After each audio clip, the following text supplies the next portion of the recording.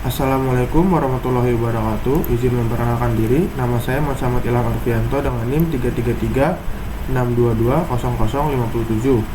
Di sini saya akan sedikit menjelaskan tentang bahaya bekerja di ruang terbatas dan prosedur K3 di ruang terbatas. Sebelumnya, mari kita membahas ruang terbatas. Ruang terbatas adalah ruang tertutup atau sebagian tertutup yang bertekanan atmosfer dan tidak dimaksudkan sebagai ruang kerja, serta suatu saat mungkin memiliki atmosfer yang mengandung tingkat pencemaran berbahaya, memiliki kekurangan atau kelebihan oksigen, menyebabkan penghisapan dan memiliki cara terbatas untuk masuk dan keluar. Contohnya seperti tangki, sumur, boiler, dan seterusnya. Potensi bahaya bekerja di ruang terbatas yaitu yang pertama yaitu ada kekurangan atau kelebihan oksigen. Kadar oksigen yang diizinkan untuk bekerja adalah 19,5 sampai 23,5%.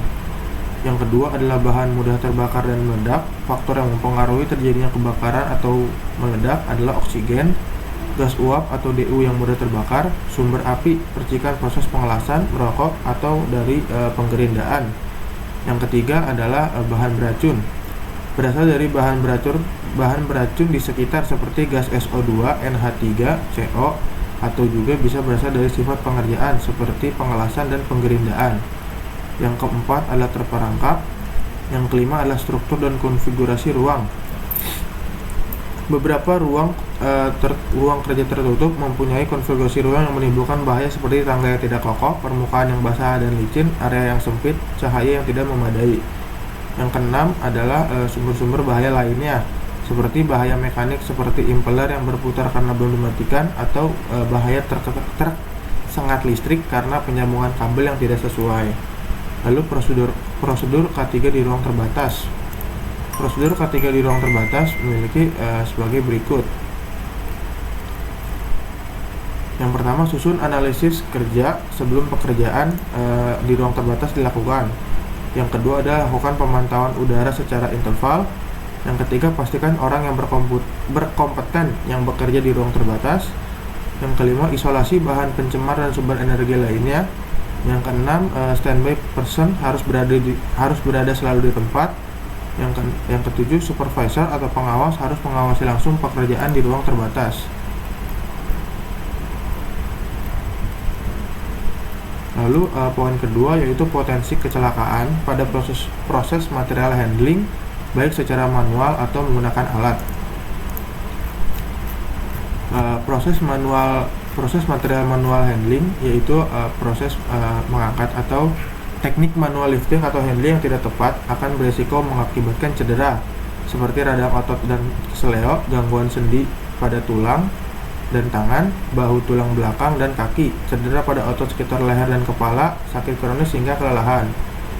Dan juga proses material handling menggunakan alat memiliki bahaya seperti kecelakaan forklift yang melibatkan pejalan kaki, forklift tumbang ketika mengangkat beban terjatuh ketika diangkat, pekerja atau operator tertimpa beban dan tabrakan forklift. Lalu selanjutnya yaitu prosedur K3 material handling secara manual. Proses K3 material handling secara manual seperti berikut prosedur K3-nya. Yang pertama, lakukan penilaian resiko pada seluruh aktivitas manual handling dan aktivitas yang beresiko menimbulkan cedera. Yang kedua, apabila diperlukan, bisa mendesain ulang teknik manual handling dan menggantinya dengan teknik pengangkatan mekanis, misalnya menggunakan lift truck, pallet truck, atau troli. Yang ketiga, lakukan teknik manual handling dengan benar, diantaranya perhatikan garis kekuatan tubuh. Yang kedua, angkat beban sedekat mungkin dengan tubuh dan pastikan tulang punggung tetap tegak saat mengangkat beban. Yang ketiga, jaga agar beban tetap dekat dengan pinggang ketika benda dipindahkan dan pandangan Anda juga harus bebas dari hambatan. Yang keempat, jalanlah secara menyamping saat menuruni tangga atau lorong. Dan yang kelima, jangan mengangkat beban secara berlebihan atau melebihi berat maksimum. Prosedur K3 material handling menggunakan alat. Yang pertama, operator forklift wajib mengikuti pelatihan. Yang kedua, operator harus melakukan perawatan dan perbaikan forklift secara rutin. untuk memastikan kondisi alat selalu aman. Yang ketiga, operator harus melakukan pemeriksaan menyeluruh sebelum mengoperasikan alat seperti forklift atau crane. Yang keempat, gunakan sabuk pengaman sebelum mengoperasikan alat. Yang kelima, ikuti prosedur aman saat mengangkat dan menurunkan palet. Yang keenam, hindari mengangkat barang melebihi kapasitas yang sudah ditetapkan sebelum mengoperasikan forklift atau crane agar dapat melihat load chart atau grafik beban yang tertera pada alat. Yang ketujuh, operasikan forklift sesuai kecepatan yang dianjurkan.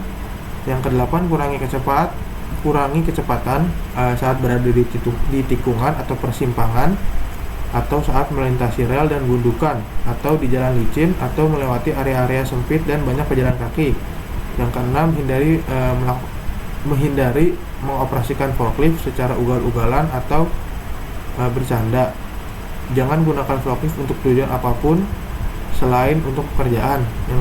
Yang terakhir, jaga jarak aman sekitar 3 meter antara forklift dan pejalan kaki dan